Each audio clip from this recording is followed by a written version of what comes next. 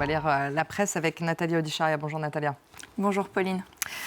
Alors, dans la presse ce matin, l'Union européenne trouve un accord pour interdire toute importation de gaz russe d'ici à l'automne 2027.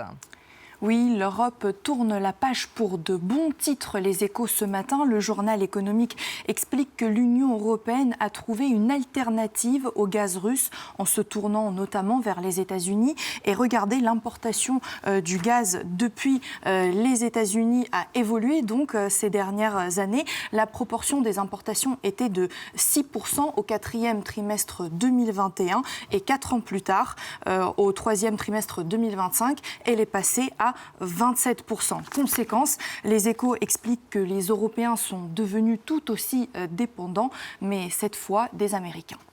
Et que dit la presse sur le pétrole russe ? Touché au baril, l'économie russe vacille, titre le journal Libération qui propose ce matin donc cette double page et une analyse. Le journal explique que face au durcissement des sanctions de Washington contre les compagnies pétrolières du pays, les revenus de Moscou commencent à s'éroder.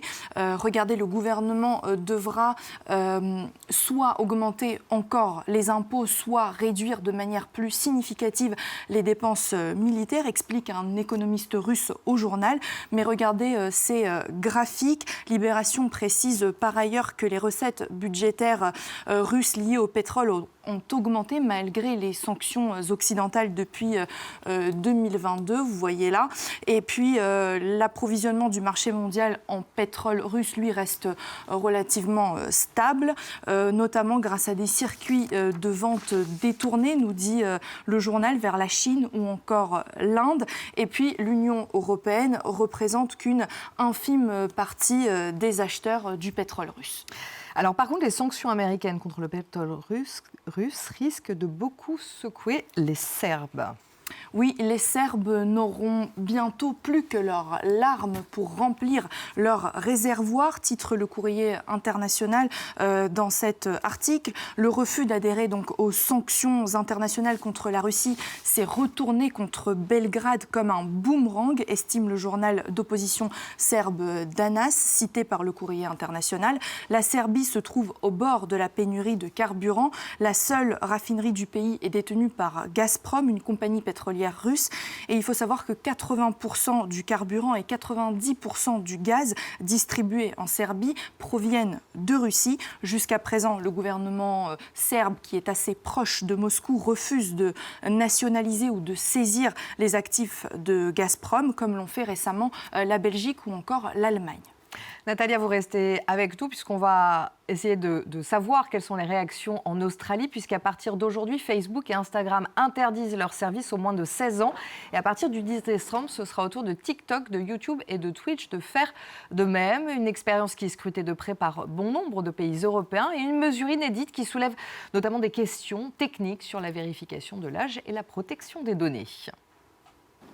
Sur le compte Instagram de tout jeune Australien de moins de 16 ans désormais, ce message s'affiche, lui indiquant que le réseau social ne sera plus utilisable très prochainement.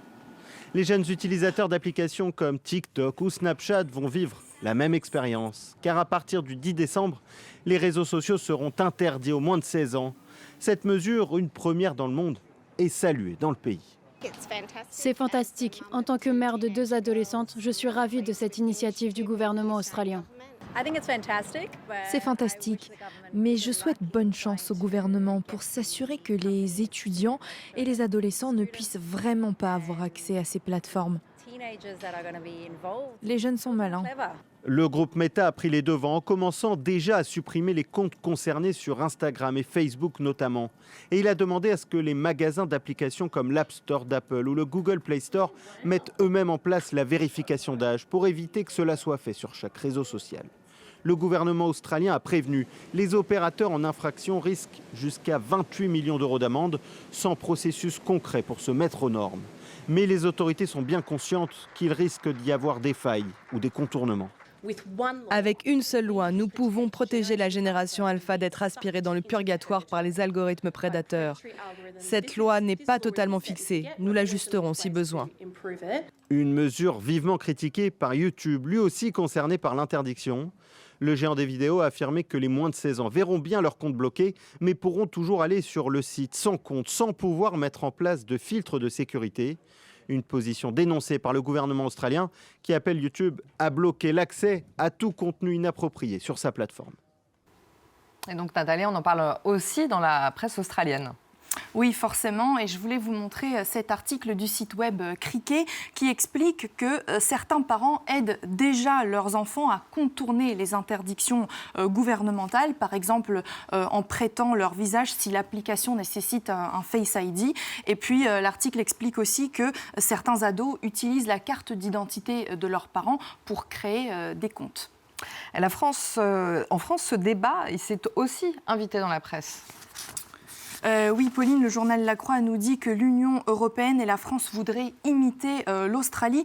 Comment bloquer l'accès aux réseaux sociaux des moins de 15 ans, titre Le Quotidien. Il donne ici quelques pistes de réflexion sur ce sujet. Par exemple, je cite, « Il faudrait que le smartphone connaisse l'âge de son propriétaire pour l'empêcher de télécharger des applications sans l'approbation de ses parents. » Pour terminer, Natalia, une petite photo. Oui, si vous ne l'avez pas déjà vue, parce qu'elle a eu beaucoup de succès sur les réseaux sociaux.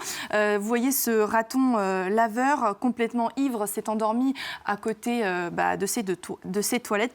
Le journal britannique The Times raconte qu'il s'est introduit par le plafond dans un magasin en Virginie aux États-Unis et qu'il a de toute évidence fait un peu trop la fête. Ah oui, en effet. Vous voyez toutes ces bouteilles, avec toutes ces bouteilles de whisky qu'il a par ailleurs cassées au passage. Et conséquence, je vous remontre la photo, il a fini sur le sol comme ça, à côté donc, des toilettes, comme certains qui pourraient arroser un peu trop leur soirée.